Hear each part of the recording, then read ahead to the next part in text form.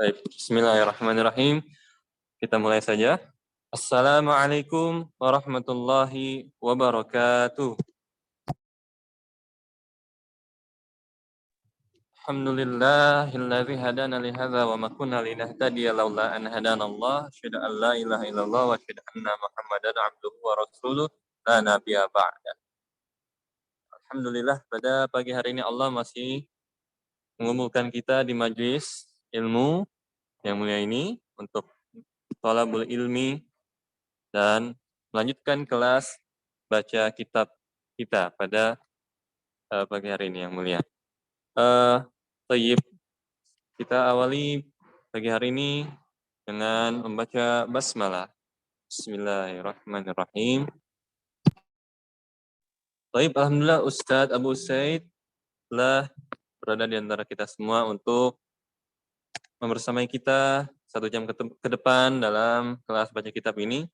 Dan Anda sebagai moderator akan mengingatkan tentang adab-adab membaca kitab yang telah disampaikan oleh beliau di pertemuan yang pertama. Yaitu yang pertama adalah ikhlas, mengharap ridha Allah Subhanahu wa taala, dan yang kedua taharah.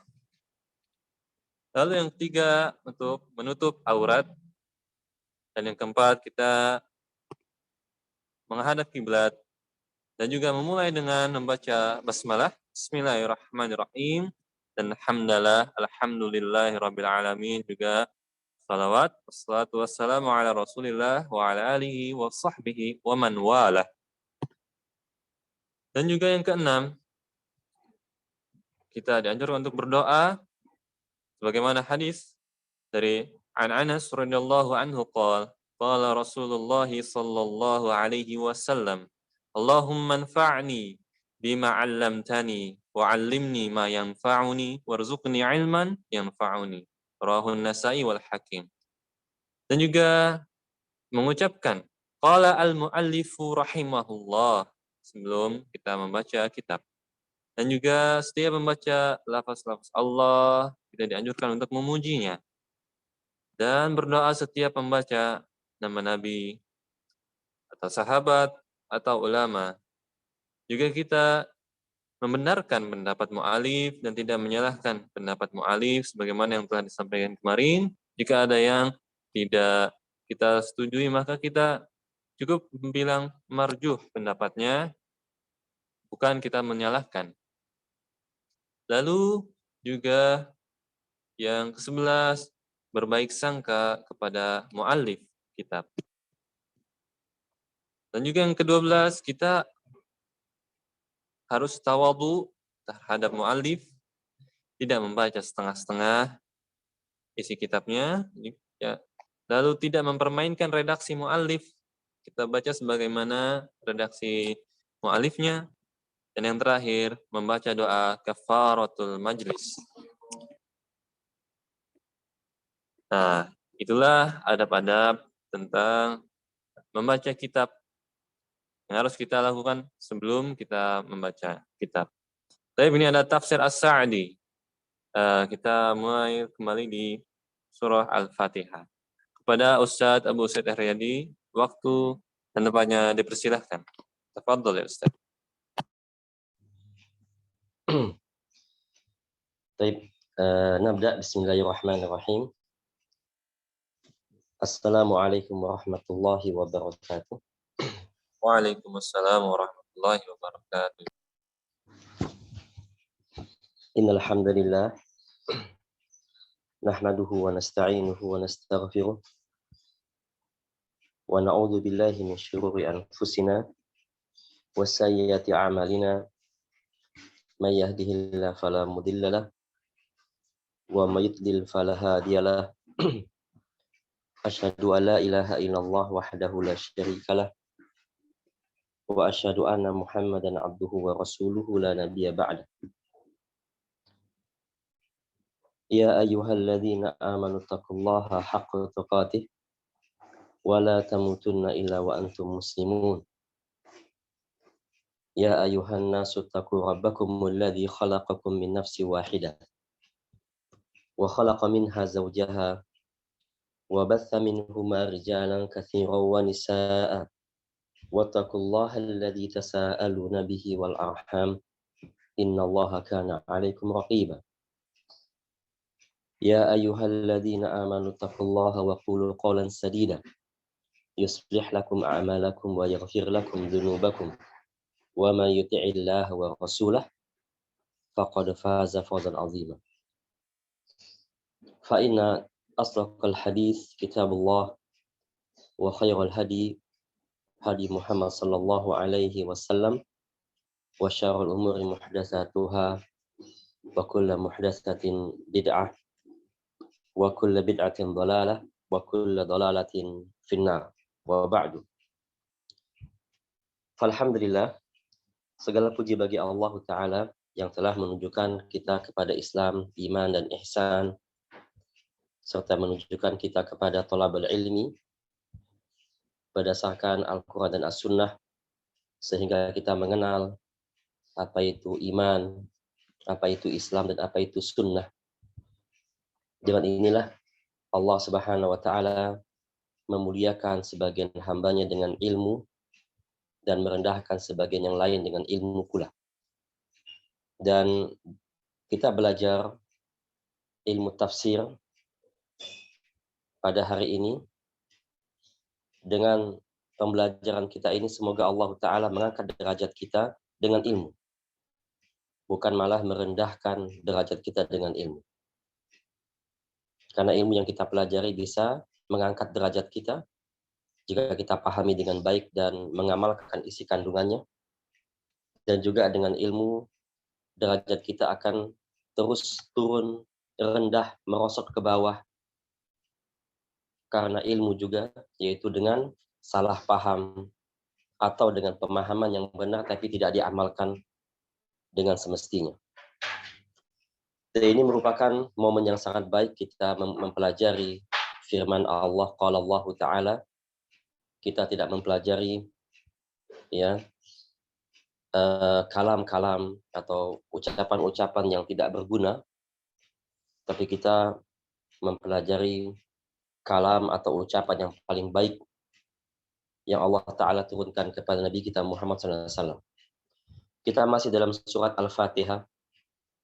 Al-Fatihah dalam ayat yang pertama, kita masih dalam ayat Bismillahirrahmanirrahim, bagi yang sebagian ulama mengatakan bahwa ini merupakan ayat pertama. Ada juga yang mengatakan Bismillahirrahmanirrahim bukan ayat pertama, tapi ia adalah permulaan pembacaan setiap surat. Wallahu a'lam. Baik, kita akan memberi kesempatan kepada semuanya yang ingin mencoba membaca,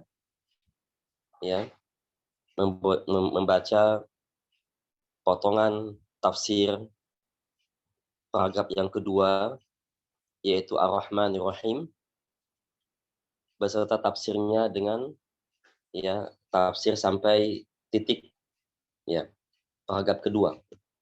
Silakan bagi yang mau mencoba membaca. Silakan. Persilakan kepada para ikhwan wa akhwat untuk mengangkat tangannya di fitur raise hand jika ingin membaca.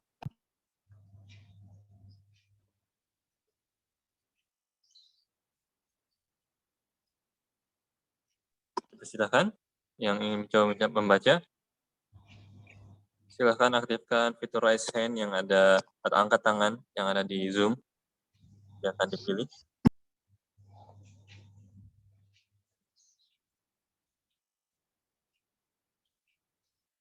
Iya. Tafadhali Ummu Abdirrahman. Nah. Waalaikumsalam. Nah, tafadhali. Bismillahirrahmanirrahim. Ismani dalani ala annahu ta'ala dzur rahmati al-wasi'ati al-azimati allati wasi'at kullu ustaz. Kulla. Ya, wasi'at kulla Halo? syai'. Wasi'at kulla syai'. Wasi'at kulla syai'in. Nah, wasi'at kulla syai'in wa amat kulla hayyin wa kita wa Nah, kitabuha Ustaz. wa katabaha. Nah, Wa kitabuha wa muttaqina. Nah, wasili. Wa kitabuha lil muttaqina al muttabi'ina li anbiya'ihi wa rasulihi fahaula'i lahumur rahmatu al mutallaqatu wa min adahum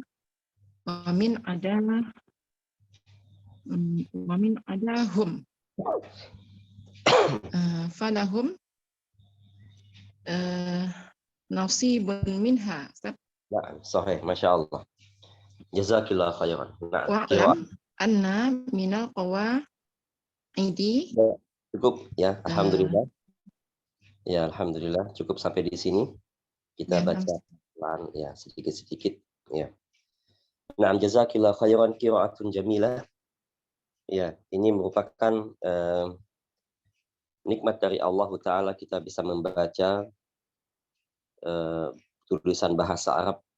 Ya, itu nikmat dari Allah, itu merupakan bagian dari ilmu syar'i yang sangat baik kita pelajari, kita dalami.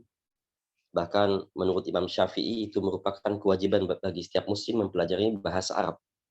Ya. Dan bisa baca kitab dengan gundul seperti ini, subhanallah, itu merupakan kelebihan yang baik dari Allah Ta'ala.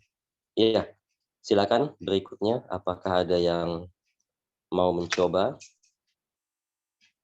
Tafadhalu. Silakan untuk mengangkat tangannya lagi. Yang belum?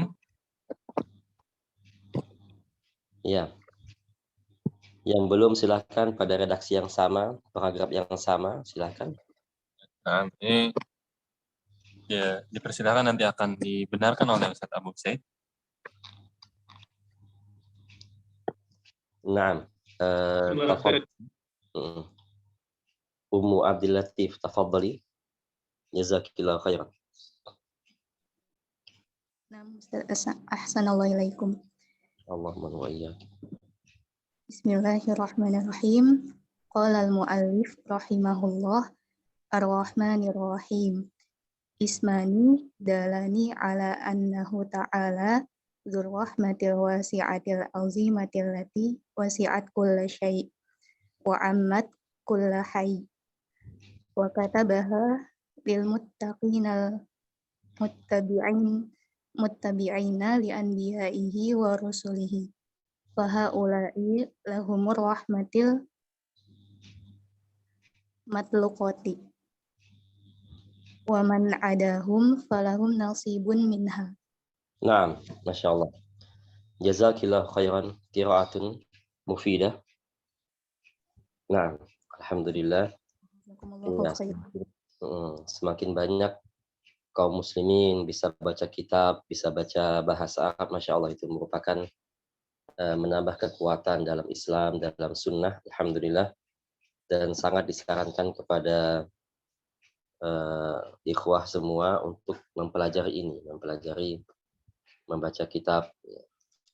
Dan otomatis kalau sudah baca kitab gundul dengan benar, insya Allah membaca Al-Quran yang ada harokahnya lebih benar lagi dan lebih memahami isi kandungan apa yang kita baca. Nah, berikutnya yaliha man yuridu qiraah. Ya. Setelah itu siapa yang mau mencoba, ya tidak apa-apa, salah ya. Kalau ada yang salah, tidak apa-apa. Ya, karena semua orang ketika mencoba, ketika belajar, dan juga ketika kita mengajar juga ada yang salah-salah kita membaca karena kita bukan orang Arab dan kita bukan ahli bahasa Arab, sehingga kesalahan-kesalahan yang ada itu dimaklumi. Yang penting bagaimana kita mau mencoba dan mempelajarinya. Ya, tafadhalu berikutnya pembaca yang ketiga. Naam, tafadhal Al-Akh Agus Sufyan. Assalamualaikum warahmatullahi wabarakatuh. Waalaikumsalam warahmatullah. Bismillahirrahmanirrahim. Qauluhu ta'ala ar-Rahmanir-Rahim. Qala al-mu'allif ismani dalani ala annahu ta'ala dzur rahmatil wasi'atil 'azimati allati wasi'at kulla syai'in wa 'ammat kulla hayy. Wa katabaha lil muttaqina al-muttabi'ina li anbiya'ihi wa rusulihi. Fa haula'i lahum rahmatul mutallaqah. ومن أعدائهم فلهم نصيب منها واعلم أن من القواعد المتفق عليها بين سلف الأمة وأئمتها الإيمان بأسماء الله وصفاته وأحكام الصفات. شكرا جزاكم الله كثيرا. Nah, alhamdulillah. Ya, jazakallahu khairan ala hadhil qiraah al-jamilah. Ya, Masya Allah. Senang rasanya bisa mendengar bacaan-bacaan bahasa Arab yang gundulnya. Nah, Taib, sudah cukup 3 yang membaca. Alhamdulillah, nanti insya Allah kalau pekan depan bisa bergantian yang lain, bisa mencoba, atau sebelum kita pertemuan seperti ini, coba-coba baca dulu gitu ya, dengan pelan-pelan, salah-salah nggak apa-apa. Nah, abda, kita mulai tafsirnya. Ya. Bismillahirrahmanirrahim. Alhamdulillahirabbil alamin wassalatu wassalamu ala Rasulillah wa ala alihi wa sahbihi wa mawalah. Qala al-muallif rahimahullah. Qala Allah Ta'ala Ar-Rahmanir Rahim. Ya, Ar-Rahmani Ar-Rahim.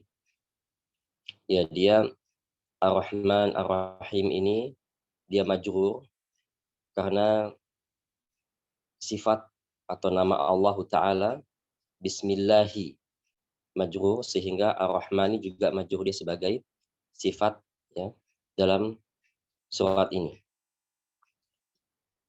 Ar-Rahmanir Rahim ismani dalani ala annahu ta'ala dzu rahmatil wasi'atil 'azimati allati wasi'at kulla syai'in wa 'ammat kulla hayyin wa katabaha lil muttaqina al muttabi'ina li anbiya'ihi wa rusulihi. Fahaula'i lahumur rahmatu al-mutlaqatu wa man adahum falahum nasibun minha. Nah, Ar-Rahmanir Rahim ismani, dua nama Allah Ta'ala, dalani yang menunjukkan, dalani itu isim fa'il dari kata dalla yadullu, dalun, dua, dalani yang menunjukkan, ala annahu, bahwa Allah Ta'ala dari kata ala ya'lu, tinggi, Ta'ala yang maha tinggi. Zu itu dia minal asma'il khamsah. Zu dia dari al-asma'il khamsah, dan setelahnya biasanya mudhafun ilaih, dia sebagai mudhaf. Zu rahmati, rahmah itu sifat Allah Ta'ala dari rahimah yarhamu. Dengan sifat ini ya, sifat ini diambil dari nama Allah Ar-Rahman Ar-Rahim. Dzu rahmati, Allah Ta'ala yang memiliki rahmat, al-wasi'ati yang luas, Al-azimati yang agung, dia sebagai sifat dari rahmah. Al-wasi'ati kasrah sebagai sifat dari rahmah, sifat pertama. Al-azimati sifat kedua, yang agung. Allati wasi'at kulla syai'in, yang meliputi segala sesuatu. Ini merupakan dua nama Allah Ta'ala. Allah Ta'ala yang memiliki rahmat, memiliki kasih sayang kepada hambanya. Allah Ta'ala menyayangi hambanya semuanya. Dan dua nama Allah ini mengandung pengertian berbeda. Ya, Ar-Rahman yaitu Dzu rahmatin wasi'atin li jami'il ibad. Allah Ta'ala memiliki rasa kasih sayang kepada seluruh hambanya tanpa terkecuali. Dengan nama Allah Ar-Rahman ini, Allah Ta'ala menyayangi segala hambanya. Apakah dia malaikat, atau jin, atau manusia, hewan-hewan, tumbuh-tumbuhan, matahari, bulan, bintang, langit, bumi, dan semuanya mendapatkan rahmat Allah Ta'ala. Oleh karena itu, Allah Subhanahu wa Ta'ala mengatakan dalam surat Al-Hijr ayat 49, qala Allah Ta'ala, Nabi ibadi anni anal ghafurur rahim. Nabi ibadi, sampaikan atau kabarkan kepada seluruh hambaku, seluruh hamba artinya semua, anni anal ghafurur rahim, aku adalah zat yang maha pengampun dan maha penyayang. Allah Ta'ala memerintahkan kepada kita untuk mengabarkan seluruh makhluk atau seluruh hamba, apakah dia jin atau manusia, apakah dia muslim atau non-muslim.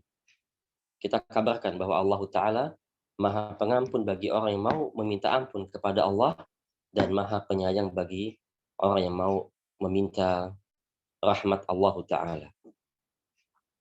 Dan inilah nama Allah Ar-Rahman yang pertama ini.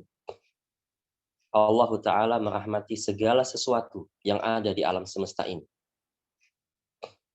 Karena Allah Ta'ala memiliki sifat rahmat. Dan Allah Azza wa Jal memiliki 100 rahmat.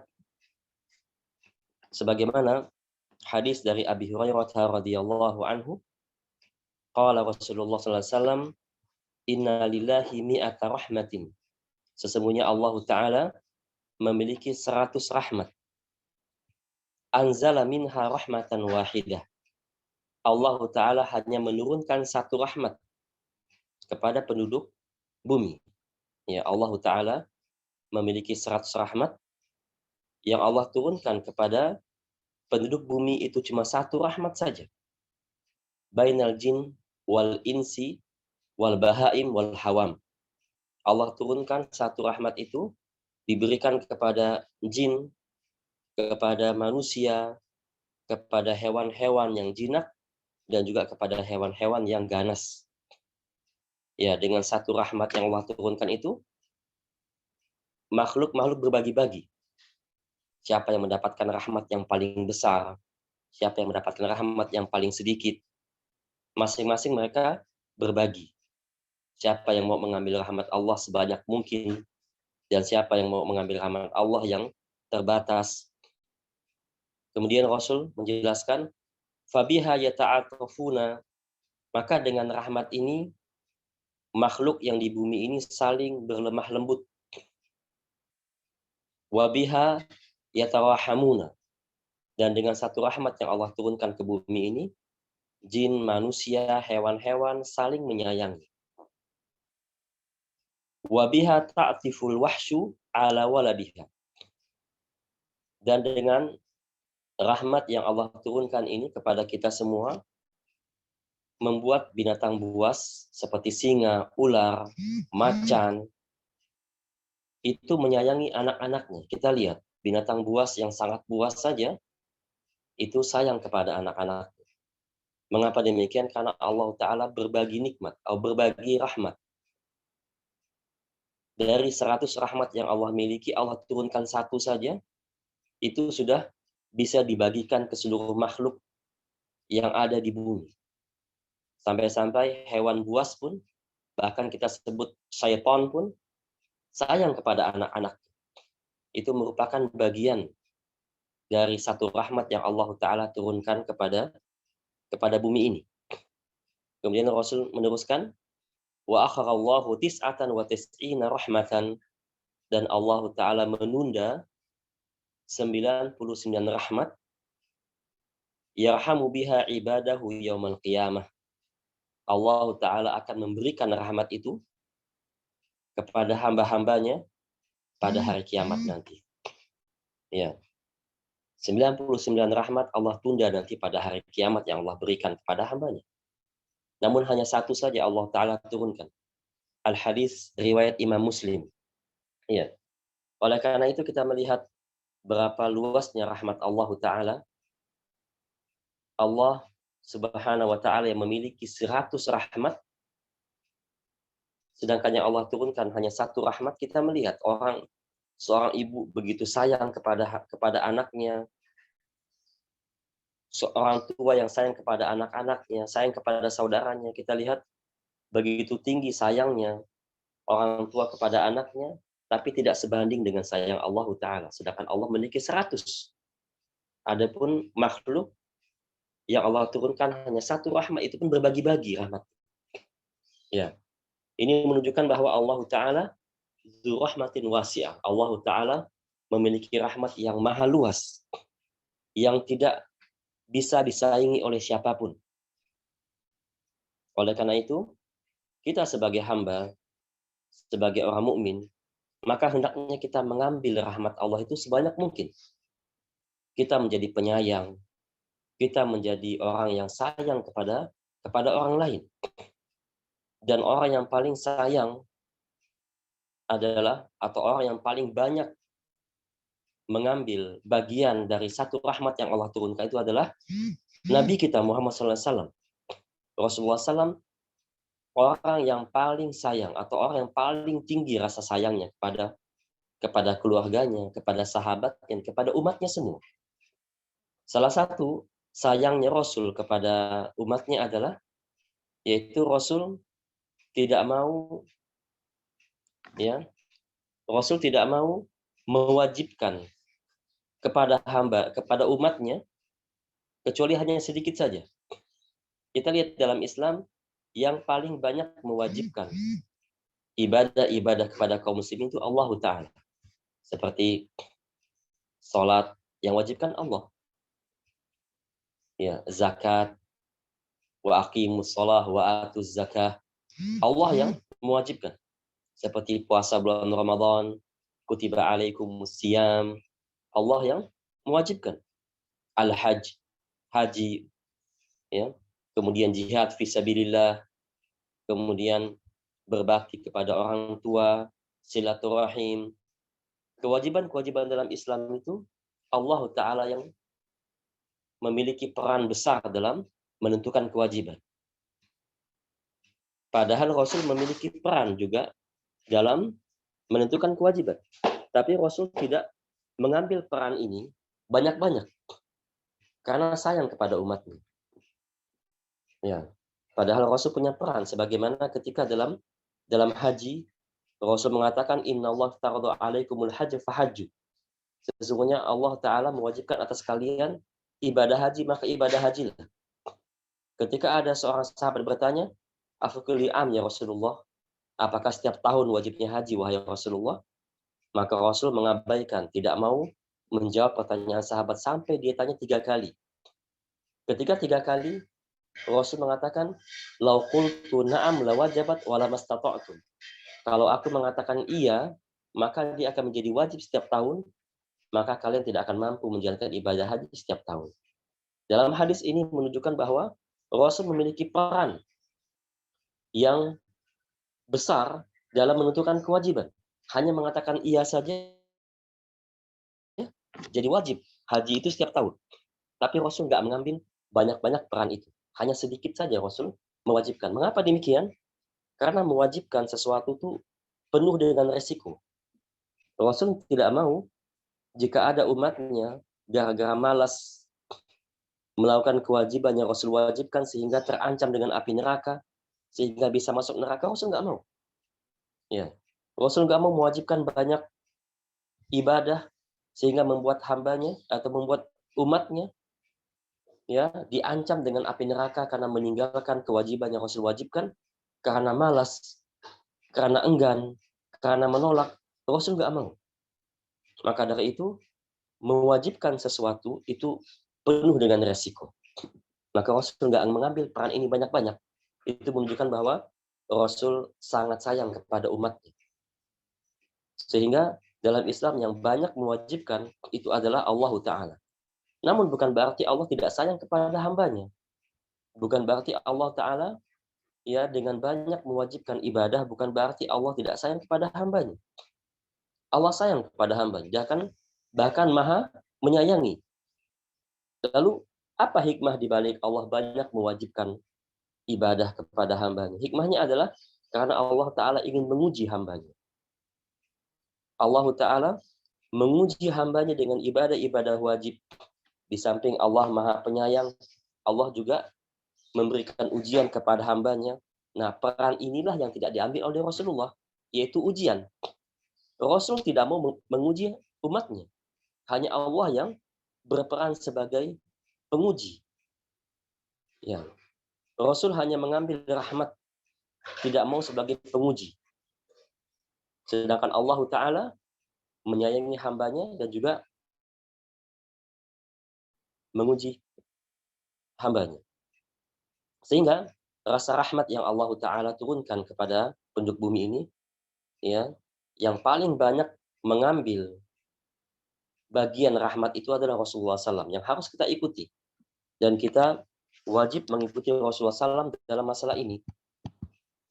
Oleh karena itu kita sebagai seorang bapak, ya, kepada anak-anak kita jangan banyak memerintahkan, jangan banyak mewajibkan, jangan sampai anak kita durhaka karena bapaknya banyak memerintahkan anaknya.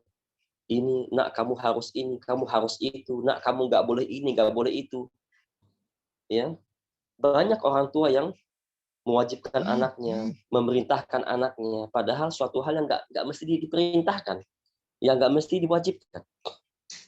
Sehingga orang tua yang baik adalah yang paling sayang dengan anaknya. Ketika mewajibkan atau ketika memerintahkan, mengharuskan kepada anaknya itu penuh dengan pertimbangan. Jangan sampai anak itu durhaka karena malas mengerjakan perintah orang tuanya. Maka peran bapak yang baik itu adalah bukan memerintah, tapi menyarankan. Cukup orang tua menyampaikan perintah-perintah Allah kepada hambanya. Silakan, ini perintah Allah, jalankan dengan baik sesuai dengan tuntunan Rasul. Ini adalah perintah-perintah Rasul, silakan kamu jalankan. Adapun selebih itu jangan kita mewajibkan, mengharuskan kepada anak.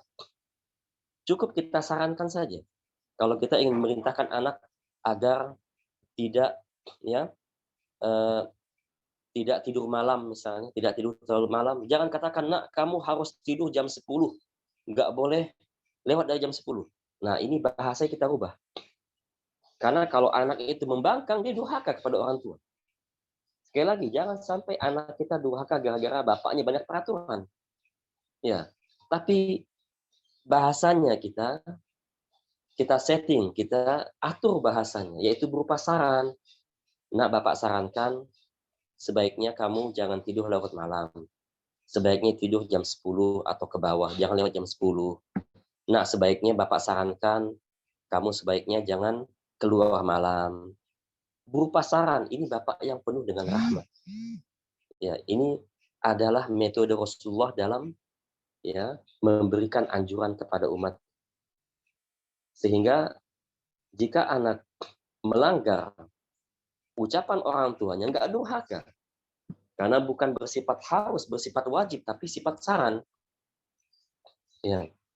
Nah, inilah yang harus kita miliki. Dan juga kita sebagai pemimpin, misalnya jika antum sebagai pemimpin di suatu lembaga, ya, ketika membuat SOP, MOU, itu penuh dengan pertimbangan. Jangan gara-gara MOU seenaknya dibuat oleh pemimpin sehingga membuat karyawannya memakan sedikit gaji haram karena banyak mengandung, ya, karena banyak melanggar aturan-aturan yang dibuat oleh pemimpin, aturannya A, B, C, 1, 2, 3, banyak 100 aturan. Nah, ini pemimpin tidak rahmat, tidak memiliki kasih sayang kepada bawahannya. Sehingga jika kita ingin membuat aturan, apakah kita kepala lembaga atau pemimpin lembaga atau pemimpin suatu komunitas, ya, buat aturan yang penuh dengan kasih sayang, sebagaimana kasih sayang Rasulullah kepada umatnya. Ya, sehingga maka sangat benar, ya, yang Rasul katakan dalam hadis Usamah bin Zaid radhiyallahu anhu, telah bersabda Rasulullah SAW, innama yarhamullahu min ibadihi ruhama. Sesungguhnya Allah Ta'ala hanya menyayangi hamba-hambanya yang memiliki kasih sayang dalam hatinya. Hanya hamba-hamba yang memiliki kasih sayang, memiliki kasihan kepada kaum muslimin, hanya mereka yang dirahmati oleh Allah Ta'ala pada hari kiamat. Sehingga semakin besar rasa kasih sayang kita kepada kaum muslimin, kepada anak-anak kita, kepada bawahan, kepada karyawan, kepada kaum muslimin, sesuai dengan kasih sayang Rasulullah kepada umatnya, semakin besar pula kemungkinan kita mendapatkan rahmat Allah pada hari kiamat. Maka dari itu kita wajib mengambil rahmat Allah ini sebanyak mungkin yang bisa kita lakukan. Sesuai dengan koridor sunnah. Apa yang bisa kita berikan kepada kaum muslimin? Peraturan-peraturan apa yang tidak mesti diwajibkan, jangan diwajibkan. Berilah kelonggaran selonggar-longgarnya kepada kaum muslimin. Jangan mencekik, jangan menyempit jalan mereka dengan aturan-aturan yang tidak mesti diatur, tidak mesti dibuat. Karena pada zaman sekarang banyak kaum muslimin yang ketika membuat aturan, subhanallah, mereka lebih condong kepada apa? Kepada negara-negara non-muslim. Lihat apa? Disiplinnya negara Jerman, disiplinnya negara Inggris, disiplinnya negara Jepang, disiplinnya Amerika, disiplinnya orang-orang Australia, ketika bekerja, ketika membuat SOP, MOU, Masya Allah, rapih, sangat disiplin. Ya, mereka referensi atau kiblat mereka ke sana. Tapi mereka melupakan dua referensi, ya, yang paling baik sejagat, yaitu Quran dan Sunnah. Lupa mereka dengan dua ini. Ya, metode-metode dalam menyampaikan peraturan-peraturan bagi Anda sebagai pemimpin, jangan lupa dua hal ini, Quran dan Sunnah. Ikuti metode Rasulullah. Ya, sesuatu yang nggak mesti diwajibkan, nggak usah diwajibkan. Sesuatu yang harus diwajibkan nih, suatu perbuatan yang jika dikerjakan banyak memberikan manfaat, jika ditinggalkan berbahaya bagi lembaga atau bagi komunitas, baru diwajibkan. Oh, ini wajib nih. Tapi dipertimbangkan dulu bagaimana keadaan anggota kita, siap gak melakukan hal ini, mampu gak, step-stepnya seperti apa, itu penuh dengan pertimbangan. Itulah rasa rahmat yang dimiliki oleh pemimpin-pemimpin yang membuat aturan. Tidak seenaknya harus ini, harus itu, harus ini, harus itu. Nggak boleh ini, nggak boleh itu. Sehingga ya anggota atau anak buah, bawahan banyak melanggar. Dan banyak pelanggaran dalam suatu lembaga itu dapat mengurangi kehalalan gaji yang mereka dapat. Kekasihan mereka. Gara-gara pemimpin yang lebay, banyak aturan, membuat karyawannya sedikit banyak ya memakan gaji yang haram karena banyak melanggar peraturan. Ini kan kasihan. Ya, sehingga kita sebagai orang tua atau sebagai pemimpin hendaknya kita memiliki rahmat dalam hati kita.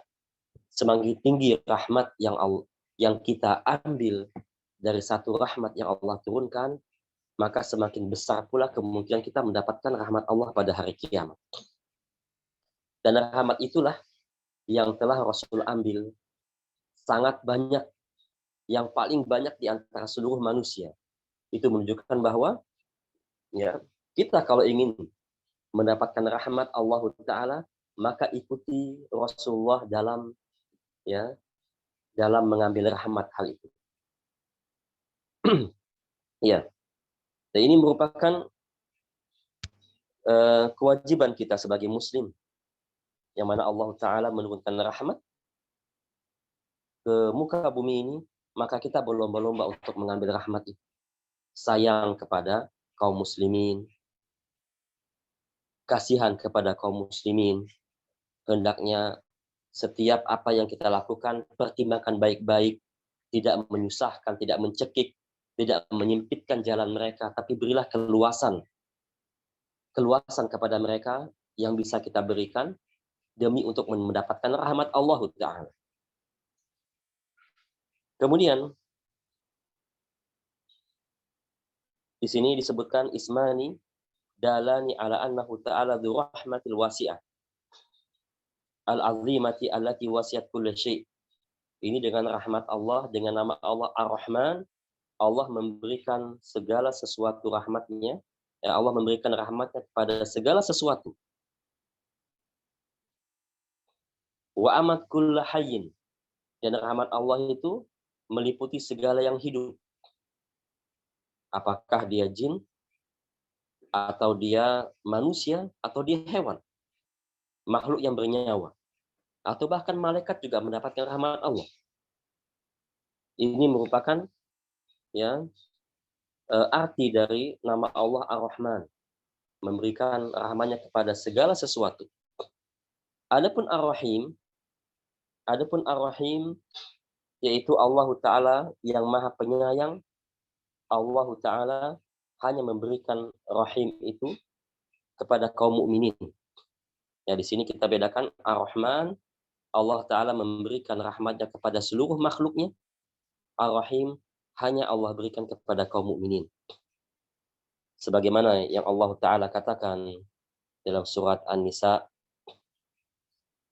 qala Allah Ta'ala wala taqtulu anfusakum innallaha kana bikum rahima. Dan janganlah kalian membunuh diri kalian, ya, innallaha kana bikum rahima. Sesungguhnya Allah Ta'ala sayang kepada kalian. Di sini adalah khitabnya kepada kaum mukminin. Dan Allah Ta'ala juga berfirman dalam surat Al-Ahzab ayat 43, Allah Ta'ala mengatakan wa kana bil mu'minina rahima, yaitu Allah Ta'ala adalah zat yang sangat sayang kepada kaum mukminin. Dengan lafadznya rahimah, itu menunjukkan bahwa nama Allah Ar-Rahim itu hanya Allah peruntukkan kepada kaum mukminin, bukan kepada non muslim. Oleh karena itu Allah Ta'ala di sini disebutkan tafsir Ibnu Katsir, tafsir As-Sa'di, wa katabaha lil muttaqin. Dan Allah Ta'ala juga menuliskan rahmat itu untuk al-muttaqin, yaitu orang bertakwa kepada Allah, orang yang selalu bertakwa kepada Allah, orang yang mempelajari ilmu, mengamalkan ilmunya, beribadah kepada Allah dengan ikhlas. Dan Allah Ta'ala menuliskan untuk mereka rahmat ini, yaitu dengan nama Allah Ar-Rahim, al-muttabi'ina, yang mengikuti langkah-langkah li anbiya'ihi wa rusuli, mengikuti langkah-langkah nabi-nabinya dan rasul-rasulnya, yaitu setiap umat mengikuti nabinya masing-masing. Ya, umat Nabi Musa mengikuti nabinya, umat Nabi Isa mengikuti nabinya, umat Nabi Daud mengikuti nabinya, dan terus setiap umat yang bertakwa kepada Allah harus mengikuti nabi-nabinya dan rasul-rasulnya. Dan itulah orang-orang yang akan Allah Ta'ala beri rahmat khusus, dengan rahmat yaitu dengan nama Allah Ar-Rahim. Fahaulai, dan mereka adalah lahumul rahmatu al-mutlaqah, dan mereka lah akan mendapatkan rahmat Allah secara mutlak, secara banyak, secara khusus, secara mutlak. Allah Ta'ala berikan rahmat kepada mereka. Dan rahmat yang Allah Ta'ala berikan kepada mereka itu, kepada kaum mukminin, tentu bertingkat-tingkat. Ya, Allah Ta'ala memberikan rahmat kepada kaum mukminin itu bertingkat-tingkat, tidak sama semua. tergantung ketakwaan dia kepada Allah, tergantung iman dia kepada Allah, dan juga tergantung rasa kasih sayang yang dia miliki kepada kaum muslimin. Sebagaimana Rasul katakan, innama yarhamullahu min ibadihi ruhama. Sesungguhnya Allah Ta'ala akan merahmati orang-orang yang memiliki rasa kasih sayang dalam hatinya kepada kaum muslimin, kepada hamba-hamba Allah, baik orang non-muslim, apalagi dia muslimin, baik yang hewan maupun apalagi dia manusia, masing-masing kita berikan porsi rahmat sayang kita kepada mereka semua, sesuai dengan aturan-aturan yang dibuat oleh Rasulullah SAW, bagaimana kita menyayangi kaum muslimin, ada aturan-aturannya, bagaimana juga kita menyayangi non-muslim, ada aturan-aturannya, siapa yang kita sayangi. Ya, seperti seorang anak muslim memiliki bapak yang non-muslim, bagaimana cara dia menyayangi orang tuanya. Ya, dia mengajak orang tuanya untuk Islam misalnya, itu merupakan kasih sayang. Aturan-aturan yang harus kita ikuti. Sebagaimana Nabi Musa alaihissalam menunjuki Fir'aun yang telah mengasuhnya sampai besar, menunjuki kepada Islam, kepada hidayah. Itu merupakan sifat kasih sayang yang dimiliki oleh Nabi Musa kepada Fir'aun. Namun persepsi Fir'aun ya itu keliru. Fir'aun melihat bahwa Nabi Musa banyak menentang aturan-aturan Fir'aun. Fir'aun melihat Nabi Musa banyak ya menentang aturan atau menyalahi ucapan-ucapan Fir'aun. Persepsi Fir'aun adalah Nabi Musa ini durhaka. Nabi Musa ini durhaka, tidak tahu diri, dulu dia pernah saya hidupkan di istana atau didik atau beri nafkah di istana, lalu sudah besar melawan saya. Ini durhaka, itu menurut persepsi Fir'aun. Ya. Tapi sebenarnya Nabi Musa itu adalah orang yang berbakti kepada Fir'aun. Dengan dia mengajak Fir'aun kepada Islam, itu salah satu tanda besar berbaktinya Nabi Musa kepada Fir'aun. Kalau Nabi Musa membiarkan Fir'aun dalam kekufuran, nah ini orang yang tidak tahu berterima kasih. Orang yang sudah dibesarkan, yang sudah dididik, yang sudah diberi nafkah, tapi ketika mendapat hidayah tidak menunjukkan orang lain kepada hidayah, ini merupakan tidak tahu terima kasih. Maka dari itu Nabi Musa mengajak Fir'aun kepada hidayah, mengajak Fir'aun kepada Islam, itu salah satu bukti besar bahwa Nabi Musa itu berbakti kepada Fir'aun. Tetapi persepsi Fir'aun berbeda, sehingga dia menyalahkan bahwa Nabi Musa itu durhaka kepadanya yang sudah dia besarkan, yang sudah dia selamatkan dari ya hanyutan air, hanyutan sungai. Ya. Nah, maka dari itu kita sebagai anak, ya, kalau ada anak yang mendapati orang tuanya dalam kesesatan, maka ajak kepada hidayah. Itu salah satu tanda berbakti anak kepada orang tuanya.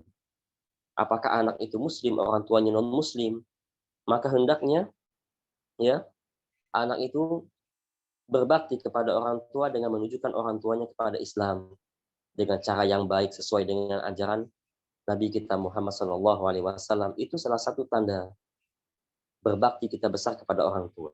Bukan kita diamkan. Kita diamkan, orang tua nanti dia marah kalau kita berikan petunjuk sunnah, nanti marah.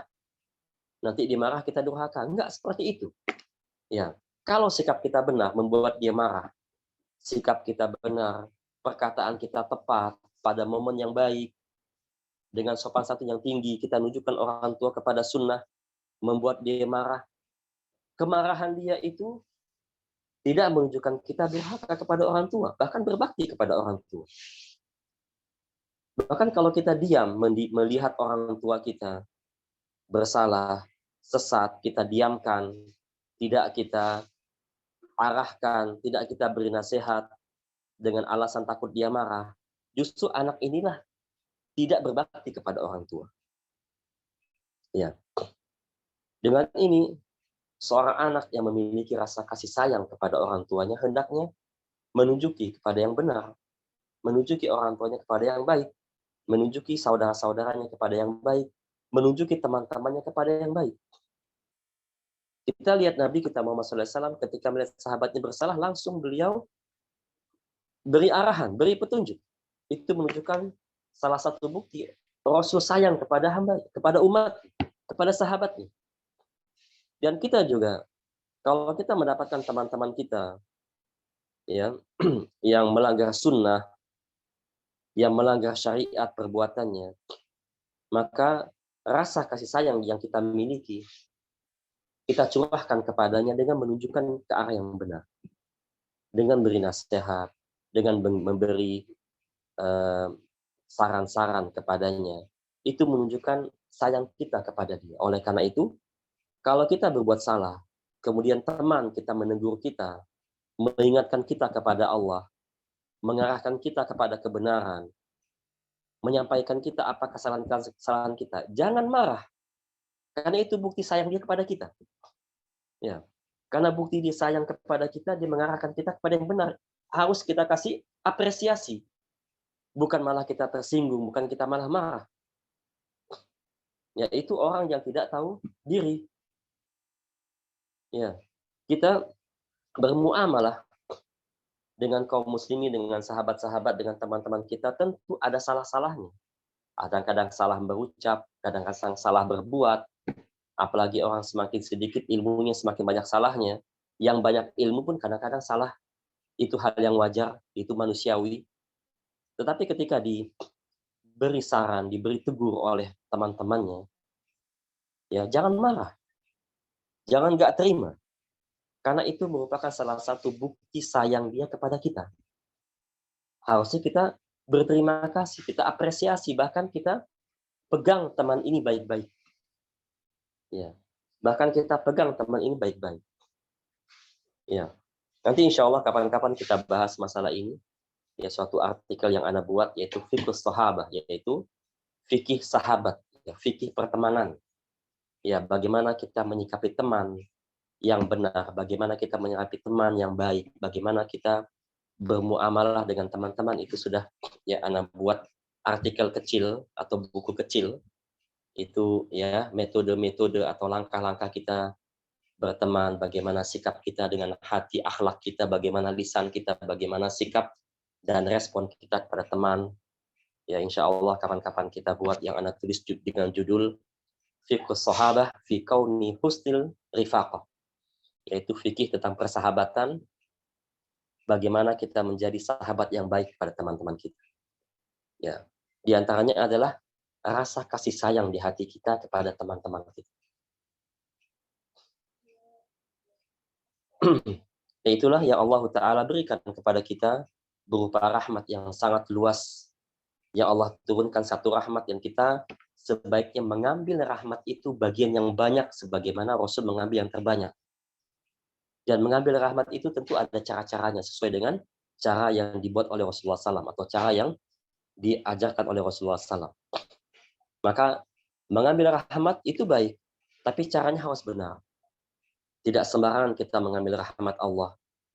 Tidak sembarangan kita mengambil bagian dari rahmat yang Allah turunkan itu, tapi harus ada cara-cara yang benar dalam mengambil bagian rahmat itu. Kemudian potongan terakhir yaitu qala muallif rahimahullah wa man adahum falahum nasibun minha. Adapun selain kaum mukminin, selain orang-orang muttaqin, selain orang yang mengikuti langkah-langkah Rasul, falahum nasibun minha, mereka juga mendapatkan bagian itu. Ya, mereka juga mendapatkan bagian rahmat Allah Subhanahu wa taala. Seperti apa? Seperti hidup itu rahmat dari Allah. Mereka bisa hidup rahmat dari Allah, syukuri hidup itu. Ya. Mereka bisa makan, itu rahmat yang Allah Ta'ala berikan kepadanya. Mereka bisa minum, mereka bisa nafas, mereka bisa melihat, mendengar, itu rahmat dari Allah. Harus kita syukuri. Yang harus kita syukuri, nggak boleh kita kufuri. Kita gunakan rahmat Allah, nikmat Allah itu dalam kebaikan, dalam ibadah kepada Allah. Kita lihat kita menggunakan mata kita untuk ibadah kepada Allah, kita gunakan mulut kita untuk ibadah kepada Allah, kita gunakan telinga kita untuk ibadah, kehidupan kita, kesehatan, waktu luang itu kita gunakan ibadah, atau minimal kita gunakan hal yang bermanfaat untuk kita dan orang lain. Itu cara kita mensyukuri nikmat Allah Ta'ala.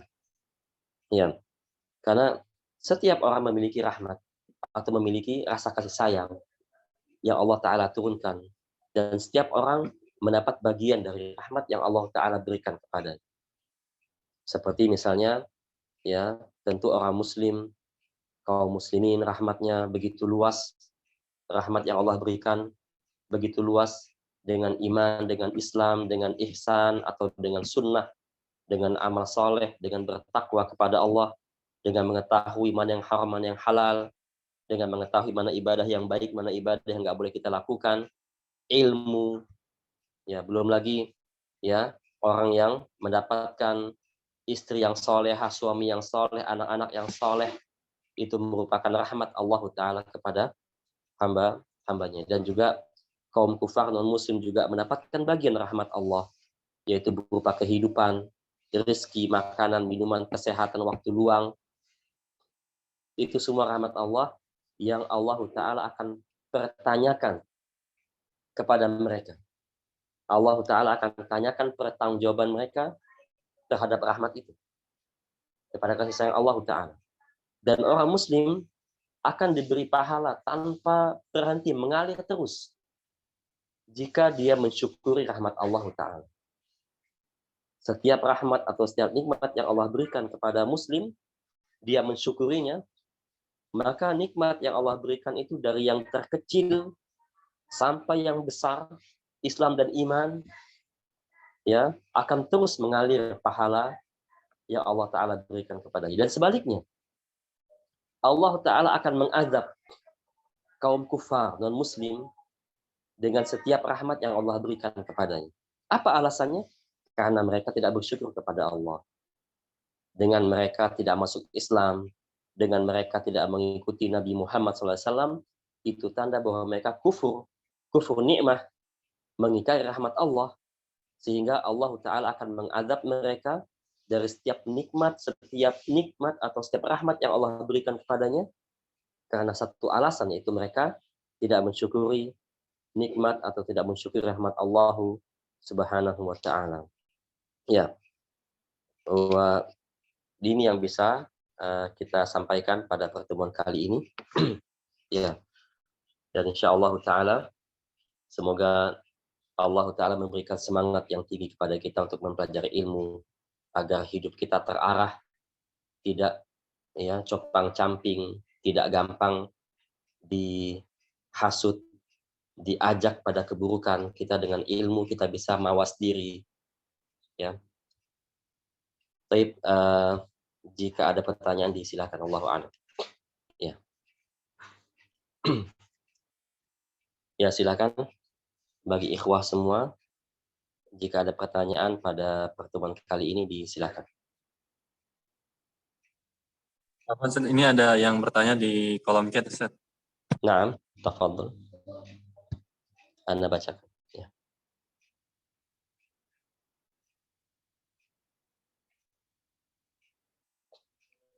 Iya. Apakah sikap guru yang membenarkan jawaban siswa yang nyerempet termasuk sikap mengambil rahmat Allah? Ya. Membenarkan jawaban siswa yang menyerempet atau membenarkan sikap atau ucapan siswa yang salah itu merupakan kesalahan. Ya, tidak boleh kita membenarkan sesuatu yang salah. Kalau mendiamkan, iya, itu rahmat. Kalau siswa berbuat salah di depan umum, kita diamkan dulu. Jangan kita tegur dia di depan umum. Nah, itu merupakan sifat rahmat. Betul itu. Nanti suatu saat jika dia sendirian, jika dia ada waktu baik, waktu luang, waktu yang tepat, panggil, kasih nasihat. Itu merupakan rahmat. Bagian rahmat yang Allah turunkan. Karena itu cara Nabi kita Muhammad SAW. Karena kalau kita membenarkan, meralat orang depan umum, itu sama juga membuka aib dia. Tetapi kalau membenarkan, nah ini kesalahan. Ini memberikan rahmat kepada orang dengan cara yang salah. Ini bukan rahmat namanya. Ini menjerumuskan. Memberikan contoh yang tidak baik. Membenarkan orang yang salah depan umum, ya itu memberi contoh yang nggak baik. Nanti orang mengambil pelajaran, oh ternyata itu benar. Tapi sebenarnya salah. Itu sikap rahmat, sayang dia kepada muridnya, tapi salah dalam melakukannya, dalam memberikannya, dalam caranya. Dan itu bukan bagian dari rahmat yang telah dicontohkan oleh Rasulullah SAW kepada kita. Yang benar adalah jika perkataan murid yang salah, kalau pada saat itu kita memberikan nasihat, tidak memberikan mudarat kepada yang lain, kepada dirinya, maka kita berikan. Tapi kalau membuat dia malu, mempermalukan di depan umum misalnya, ya maka kita tunda. Jangan sekarang, kita diamkan dulu, atau kita tahan, kita cegah dulu, nasihat baru pada waktu yang benar, pada waktu yang tepat kita berikan. Itu merupakan salah satu sikap sayang kita kepada murid dengan cara yang benar sesuai dengan petunjuk dari Nabi kita Muhammad SAW. Ya. Kemudian berarti sifat Rahman, Allah bagian dari rahmat. Karena bukankah rahman Allah diberikan di dunia saja, baik itu kepada muslim maupun kafirin. Iya, sahih. Ya, Ar-Rahman itu merupakan nama Allah Ta'ala diambil dari kata rahmat. Ya, rahmat al-wasi'ah. Ya, rahmat berupa nikmat-nikmat yang Allah berikan secara duniawi. Karena nikmat Allah itu merupakan rahmat dari Allah Ta'ala. Allah memberikan nikmat kepada hambanya, itu merupakan bagian dari rahmat Allah kepadanya. Ya, nikmat duniawi. Adapun rahim, itu nikmat yang khusus Allah berikan kepada kaum muslimin, tidak kepada kafirin. Nikmat itu berupa seperti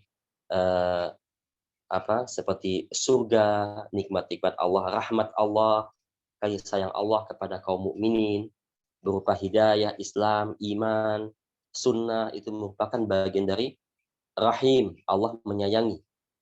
Ya, Allah menyayangi hambanya yang muslim. Adapun Rahman, yaitu Allah memiliki rahmat sebatas duniawi saja, yang Allah Ta'ala berikan kepada semuanya, baik muslim maupun yang kafir, berupa makanan, minuman, kehidupan, kesehatan, waktu luang, berupa rizki, rumah, dan yang lainnya.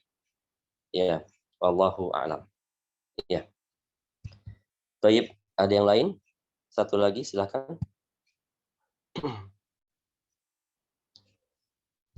Ya.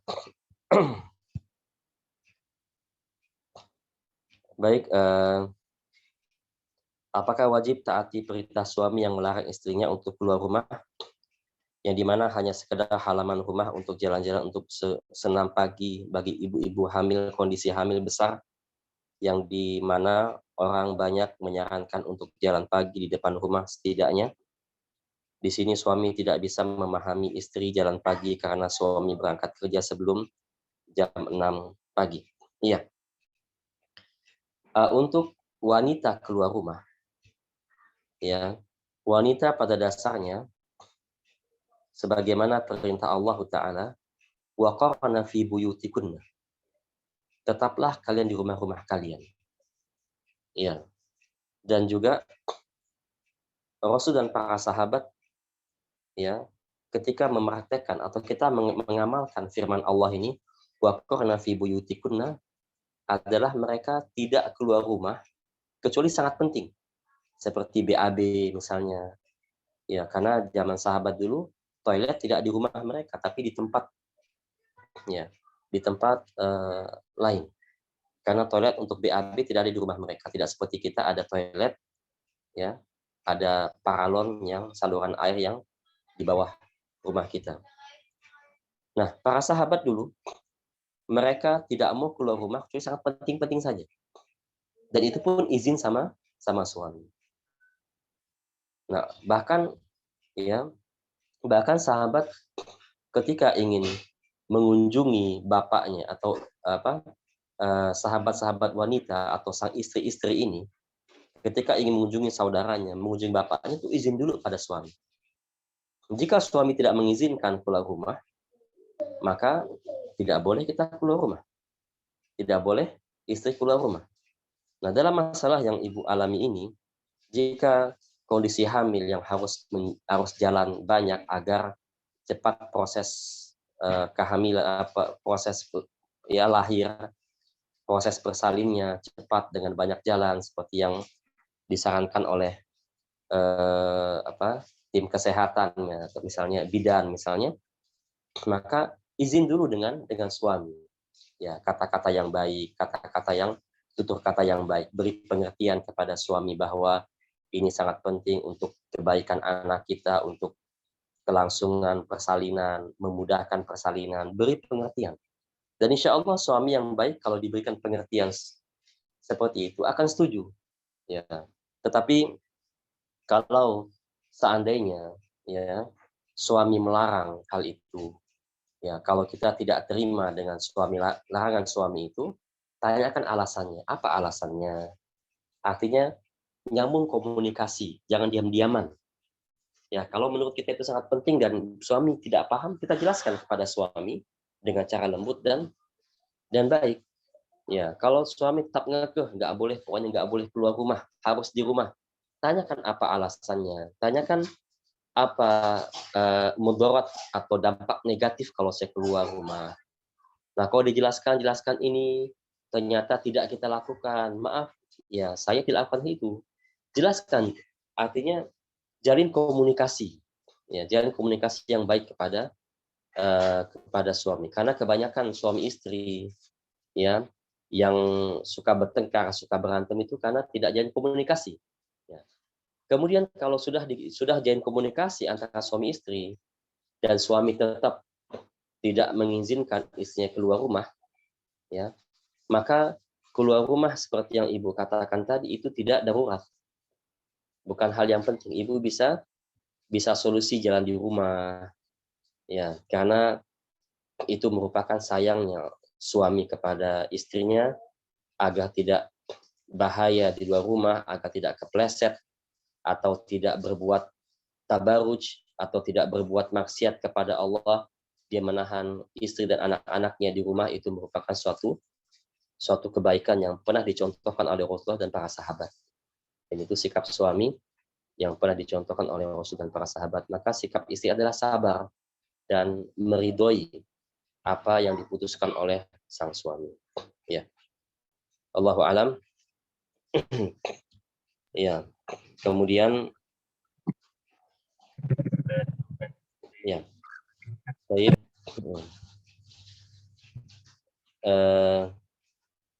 Baik, sampai di sini ya. Alhamdulillah kita sudah mempelajari ilmu syar'i dan itu merupakan kebaikan untuk kita semua. Tetap kita istiqomah dalam mempelajari ilmu syar'i, terutama ilmu tafsir dan hadis. Itu merupakan kebaikan dan merupakan sebab keselamatan kita di dunia dan di akhirat nanti. Ya, tetap istiqomah dengan ikhlas kepada Allah, karena keikhlasan itu merupakan modal utama kita istiqomah dalam mempelajari ilmu syar'i.